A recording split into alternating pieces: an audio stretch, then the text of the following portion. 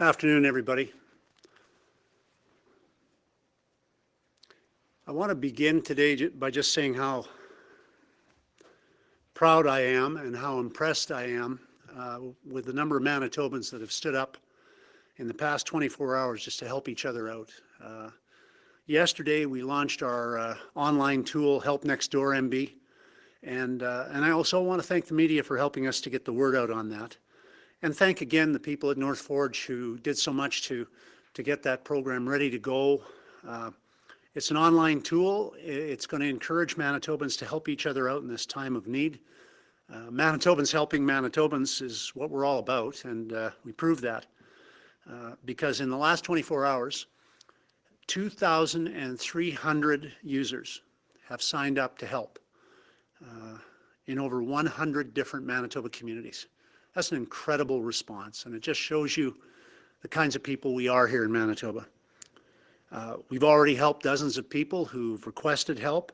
They've been matched with a volunteer. We know that's just the beginning of the good that we can do with that program. So again, I say thanks to Manitobans for their support.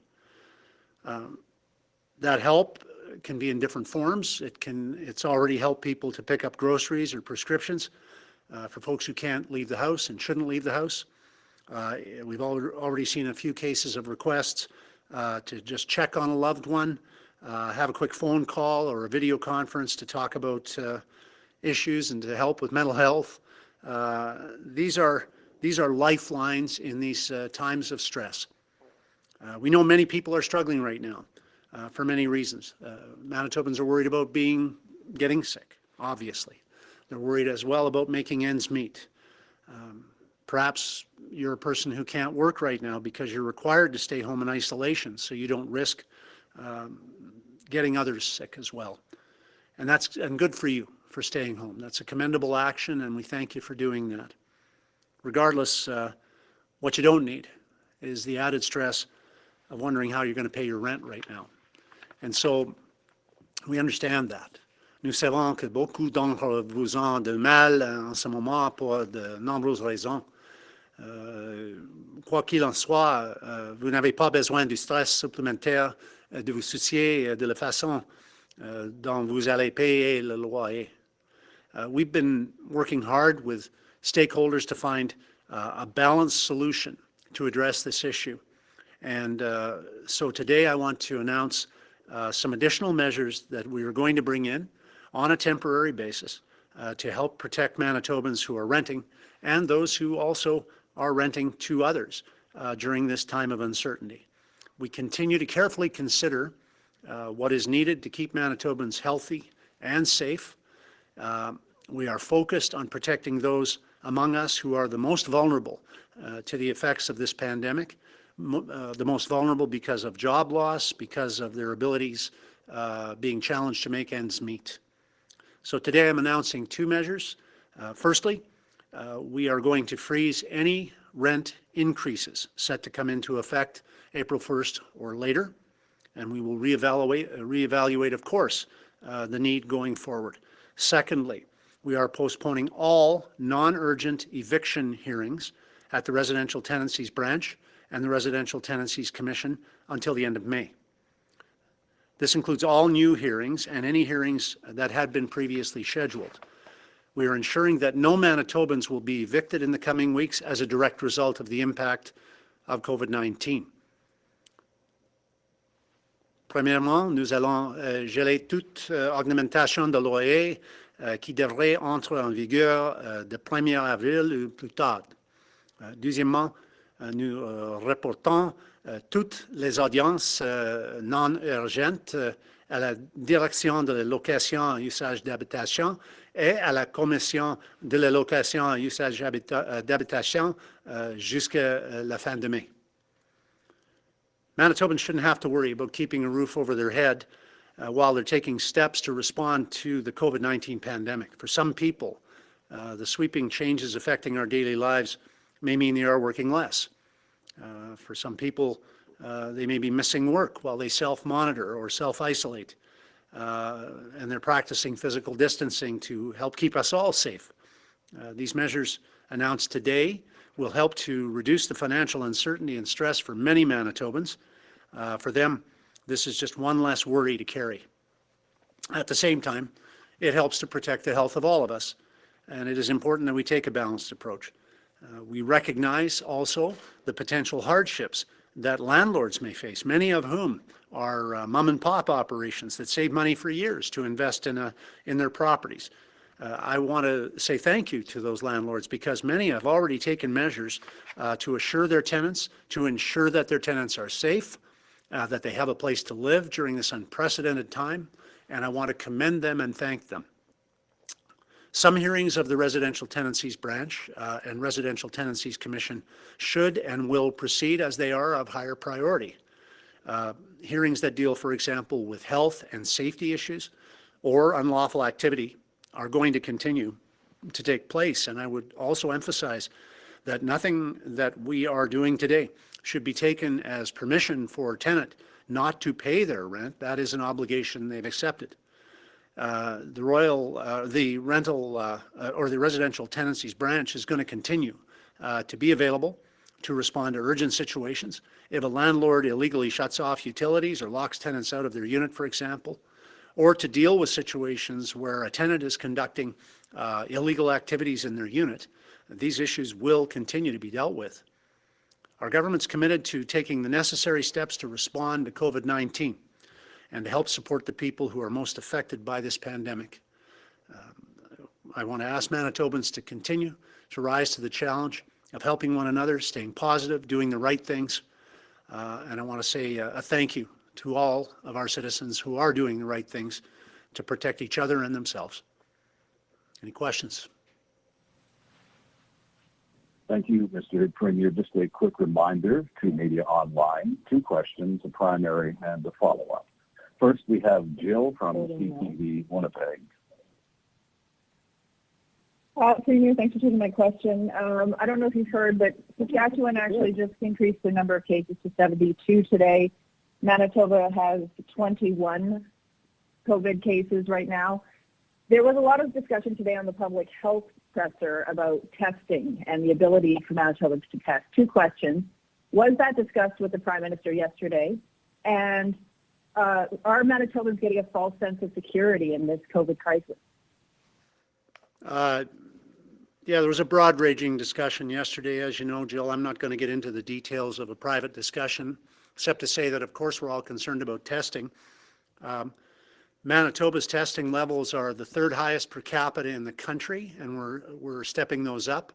The calls and the call waiting times for people trying to get information, we've been able to bring down by beefing up the staff there, and we're doing everything we can to ensure that we're addressing in an effective way the high levels of stress and concern that Manitobans have. But I would not want our low case numbers right now to be used as an excuse by anyone to ignore the physical distancing advice. To do that is a mistake. To protect yourself and to protect those around you is our first and primary obligation, and I want to say thank you to Manitobans who've been doing such a good job of making sure that that's exactly what we do. I want that to continue, and of course I know Manitobans well enough to expect that it may well continue.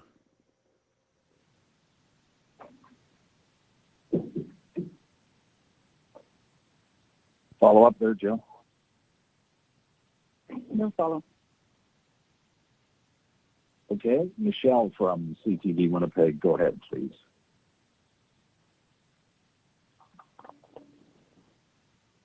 Sorry, I have no questions. Okay, we move on to Drew from the Brandon Sun. Go ahead, Drew. Thank you. Mr. Premier, today we've heard some concerns from the City of Brandon about their revenues this year in the face of the crisis, about people not being able to pay property taxes and so on. So I'm wondering, at this point, is the province considering any measures to help out municipalities with their revenue streams, kind of with their finances after this? Well, we've got revenue concerns right across the board, Drew. Just to be frank, we've got people who have a revenue concern at the individual level because they have lost their job. We've got as a consequence of the economic realities of this pandemic in the short term, your province has revenue concerns too. City of Winnipeg has already spoken about some of its revenue concerns, and I would say all of us are in this together. I'll have more to say later this week on some specific measures that we're going to be taking in partnership with municipalities that'll assist them. But I would say we must understand that our first concern has to remain our most vulnerable citizens. And so that is where our priorities of government are going to remain, and we're going to stay focused on that. We have people who need our help right now that we have to stay focused on helping. We have to protect the health and well-being of all of us. And the second order questions that will be many, I'm sure, the requests for support and funding from numerous groups and individuals, those will ensue.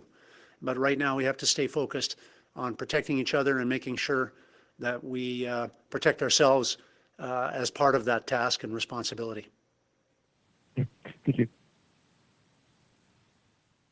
Follow-up question, Drew? No. Over to Diane at the CJOB. Mr. Premier, as far as the rent freeze, obviously you're announcing the freeze as far as increases go. Why not a total rent freeze in terms of maybe deferral? Well, frankly, we've got a danger in this time of making bad public policy to help some people in the short term that hurts everybody else long term. And so we've got to be very, very careful. These measures we're announcing today aren't a rent holiday for the whole of the province. They're designed to assist those who are living in fear right now that their rents may rise by making sure they know they won't, and also to make sure that they're not afraid of being evicted because of temporary short-term concerns. Landlords have been accommodating and have told me, I've spoken to a few, that they're already taking actions to protect some of their tenants because of these situations. What this does today is it makes sure that the tenants in our province can feel more confident, that they're not going to be out on the street, and that they're not going to be put into a situation where they won't be protected either, because remember, we're not canceling all hearings of the residential tenancies branch. We're going to continue to have the major ones. So if a tenant has a concern, or in fact if a landlord has a concern, say somebody is found to be selling meth out of their place, they don't have to keep that person in their place. Like these are important things to understand. We're trying to create a more stable environment, but we've taken nothing off the table. In the longer term, we'll be very likely forced to look at a variety of other things, and I'll have more to say on a couple of other programs before the end of the week. And just as a follow-up, kind of in a general sense, what would you say to Manitobans who are maybe feeling very concerned about the whole pandemic situation as a whole? What is your kind of words of advice to them? Yeah, that's a great question, because I think Manitobans deserve a little positive news. You guys have been good at giving them the facts, but the facts lately shake people up, don't they? And the reality of the situation is that it's a really stressful thing. Our resilience as a province was commented on in two reports this past week, one from the Bank of Montreal analysis that said that Manitoba is among the best positioned provinces because of our diverse economy, because of the actions we've taken to reduce taxes and to raise our rainy day fund levels, one of the best positioned provinces to emerge from this pandemic on an upside. And I just got this morning the commentary from the Dominion Bond Rating Service, and I'll read you just a piece from it, page 1. We expect Manitoba's credit metrics to deteriorate in the near term, but that the deterioration will be more modest than for most other Canadian provinces. Manitoba's economy tends to be more resilient during downturns, and the measures taken by the Pallister government over the past 4 years to realign government spending and improve the capacity of its agencies suggest the government should be better able to manage its finances through this downturn. That's two of Canada's leading and most respected economic assessment agencies, and they both said that Manitoba is among the very best positioned in Canada to succeed.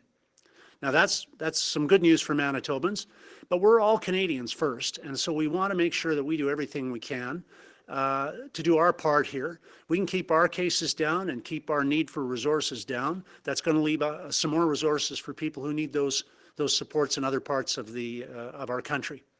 I should mention too that I had a good conversation with Governor Borgum from North Dakota earlier today. Of course, we always talk about water, and so we did have some focus on that, but largely we were focused on the pandemic situation.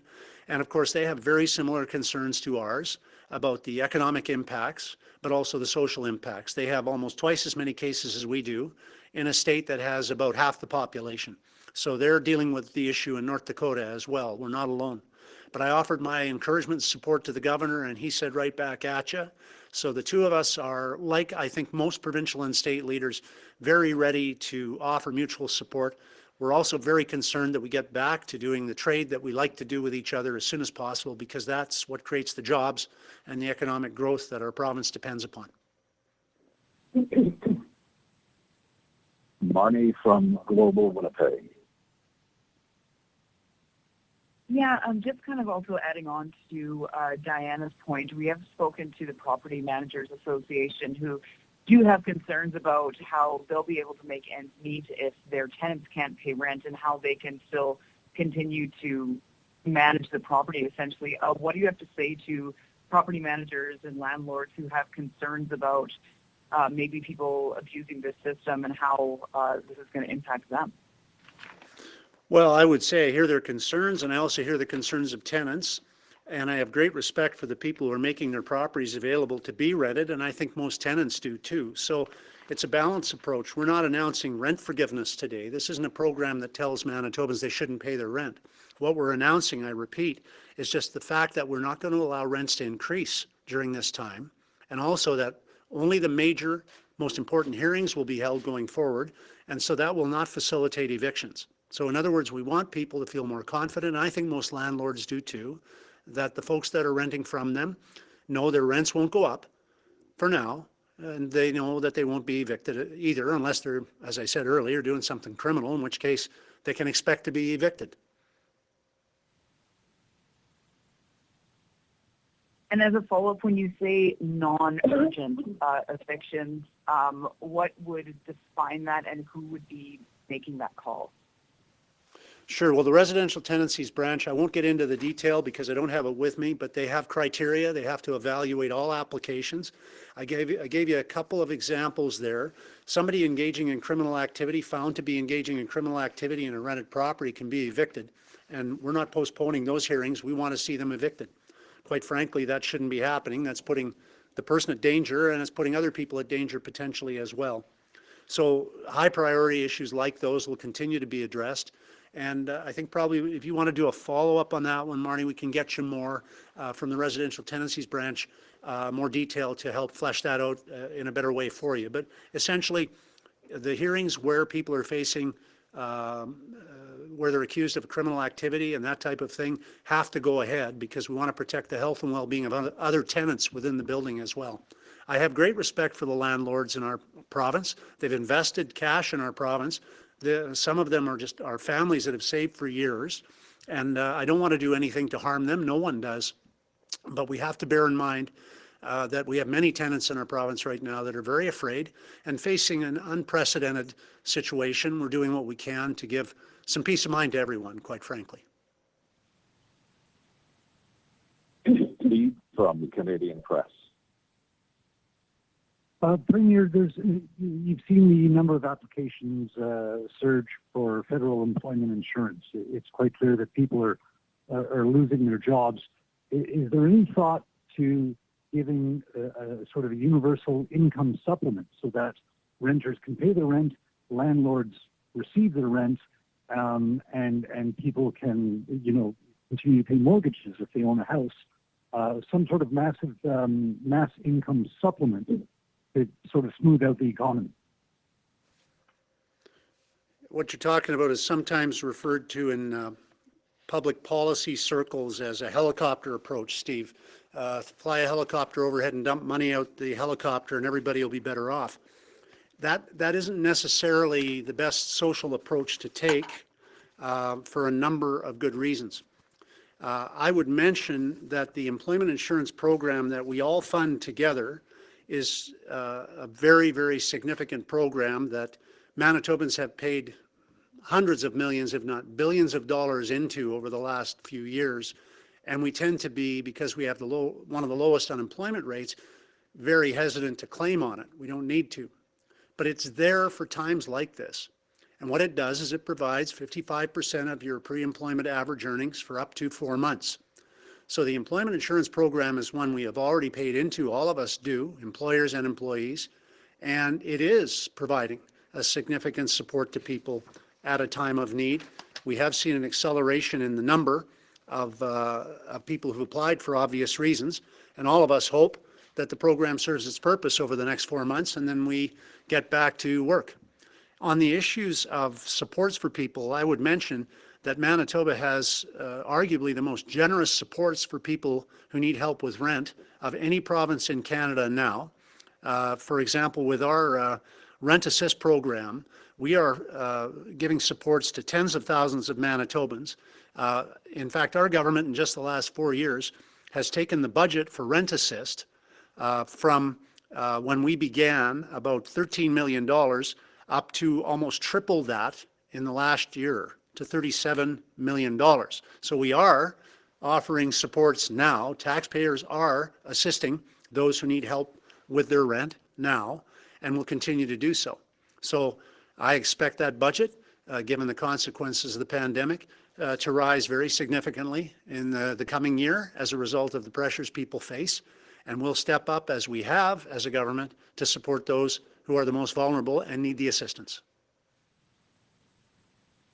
Do you think that a freeze on rent is enough to help people who are now going with 55% of their income for the foreseeable future? Well, the federal government has announced some additional programs already, as you know, shortening the wait time for employment insurance, monthly handout program to assist people who aren't on employment insurance. And the question of what is enough will be better evaluated over time. But we've taken nothing off the table. We'll continue to evaluate. Today, we're doing what we feel is right for today and what we think is right for the foreseeable future and fair. And we'll continue to take all necessary steps as we review the situation as it unfolds. But right now, I'll tell you that we already offer one of the most generous Rent Assist programs to our people in Manitoba of any Canadian province. So other provinces would have to introduce significant additional programs just to catch us when it comes to helping people who are renting.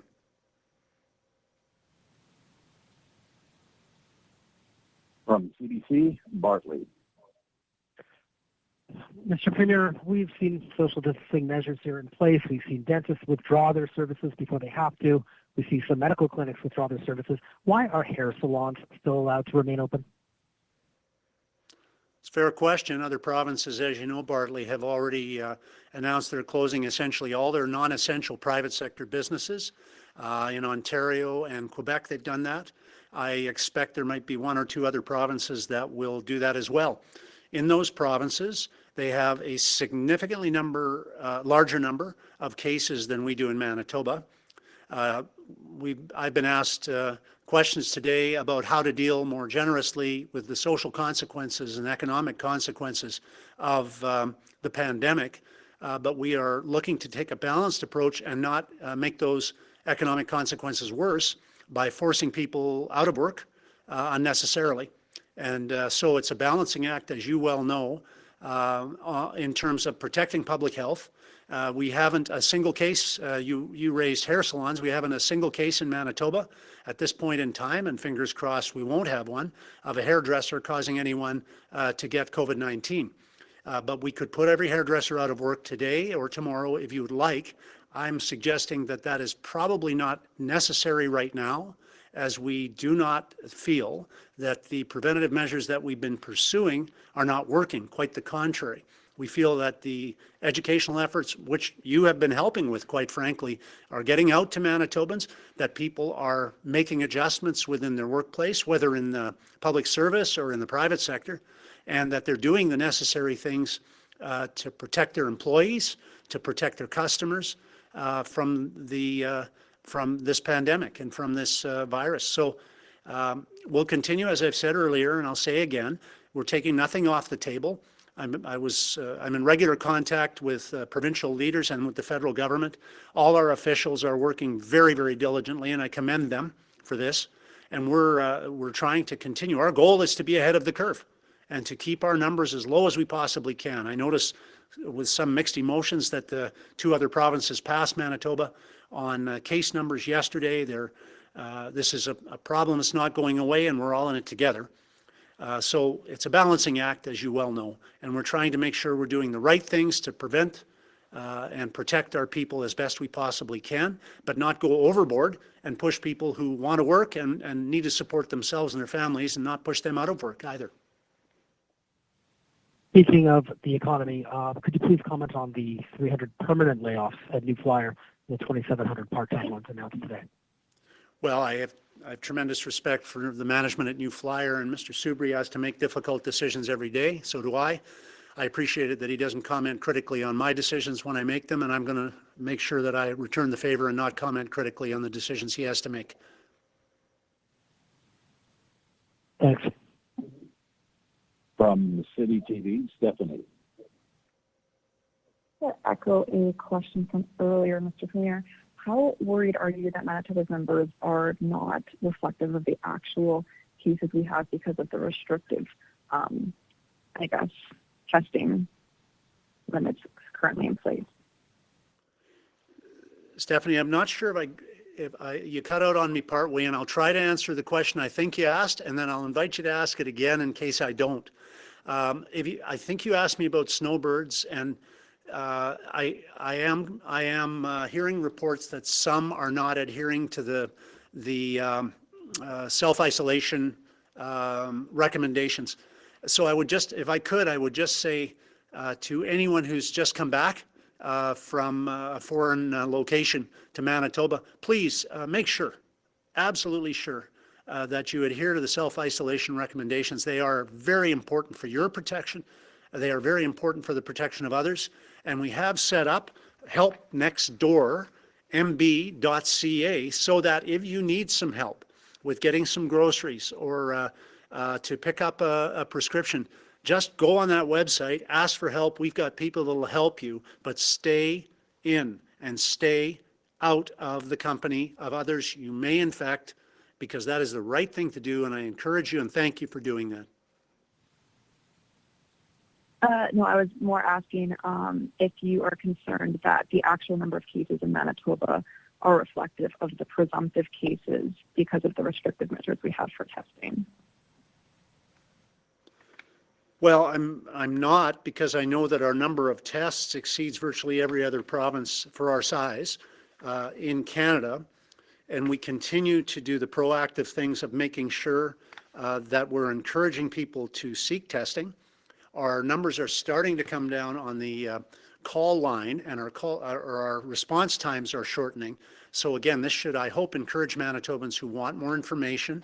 And I'm sorry, I'm struggling to find my website to direct you and to encourage Manitobans to go on. But Manitobans who are listening to this, please get that website.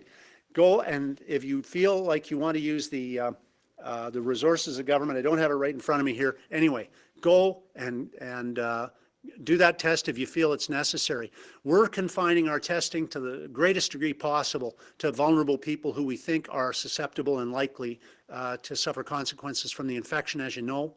And our numbers are second or third largest, I think second per capita, most frequently tested in the country. So we're doing what we can to test, and our case numbers do remain low, but that will only happen, that will only stay if Manitobans continue to adhere to the recommendations that we're making repeatedly, and that they can benefit from themselves and that they can help others benefit from following. Larry from the Winnipeg Free Press. Mr. Premier, have you been briefed by your public health officials on worst case scenario, how many cases of the coronavirus we could have here in Manitoba and how many deaths in this first wave? You mean a doomsday scenario, right, Larry? No, a worst case scenario for how many cases? Have you been briefed on that? I've been briefed on many, many things, many hypotheticals, but I don't know that anybody's ever described them as worst case scenarios. Oh, thank you. I just got some help here, and I'm always in need of help. www.manitoba.ca/COVID-19. www.manitoba.ca/COVID-19. I've had various scenarios presented, Larry, but what our health officials are trying to do is project on the basis of realism, not unrealistic hypothesis. So I guess to give you the honest answer, I can't say a worst case scenario because the worst case scenario might not be relevant to Manitoba at all. I haven't seen a worst case scenario. I've seen realistic scenarios.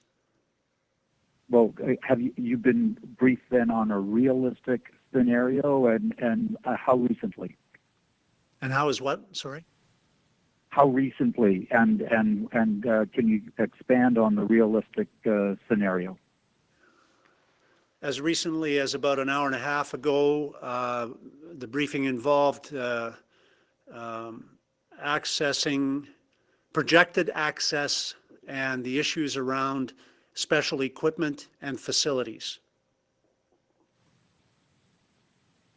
And was that around the number of cases that may occur in Manitoba? Yeah, it was a projected needs analysis, yeah.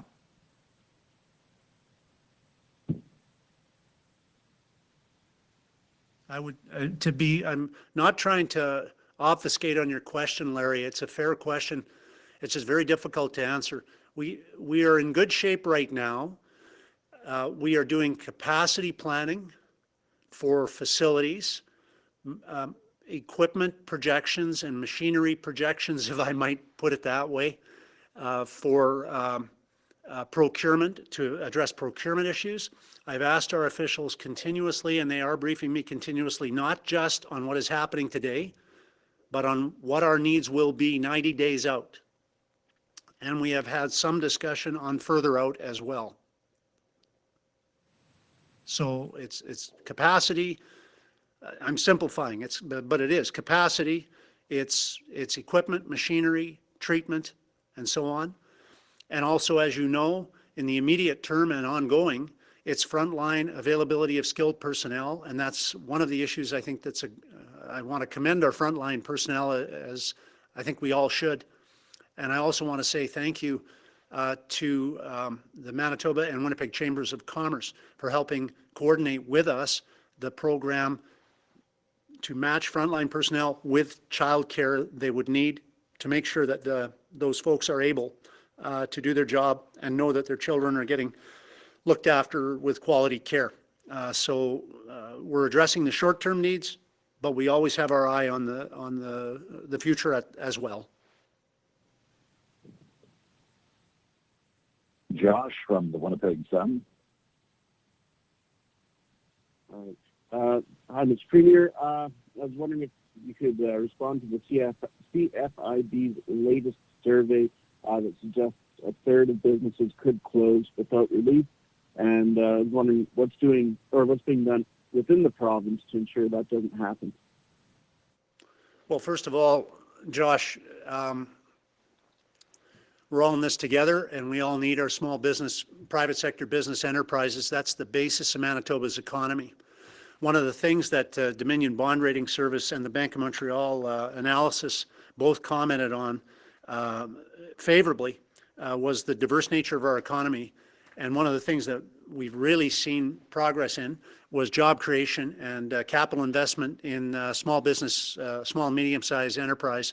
And Manitobans understand that.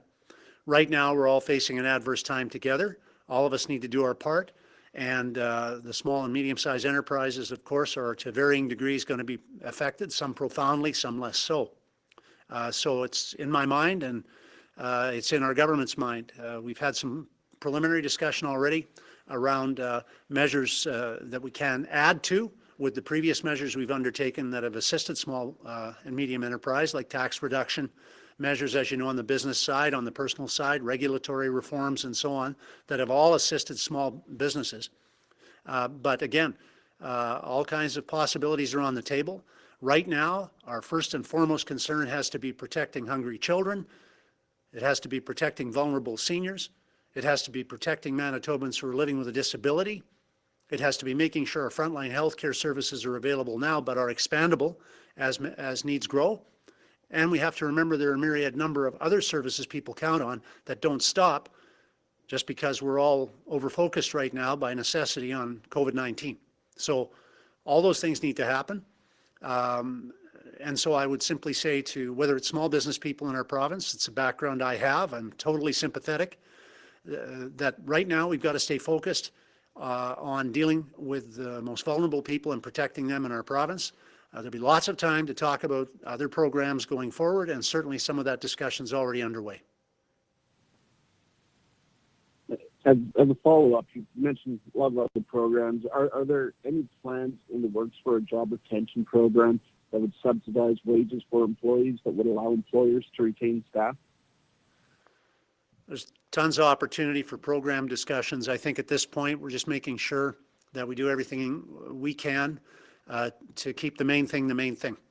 And the main thing is to protect the lives and well-being of Manitobans, and our focus is on that. There are going to be numerous discussions that will ensue as a consequence of this thing once we're out of the alligator patch we're in right now. And I think that there is no doubt that we know that it's a complex situation with a ton of moving parts. But we're very conscious of the need to grow our economy. It's a commitment that we have as a government that I think has been evidenced by the results we've achieved thus far. And we'll come through after this pandemic better than most other provinces in the country because of the decisions we've made. But I will be very, very clear later this week when I outline our initial plans to you that they're not designed to solve everybody's problem right now, because they won't. No problem will be solved. No program will solve everybody's problem in the short term. There isn't enough money in the world for that right now. This is an historic pandemic, and we're going to stay focused on keeping the main thing, and that's protecting our most vulnerable citizens first. Thank you. And from the Burden Empire Advance.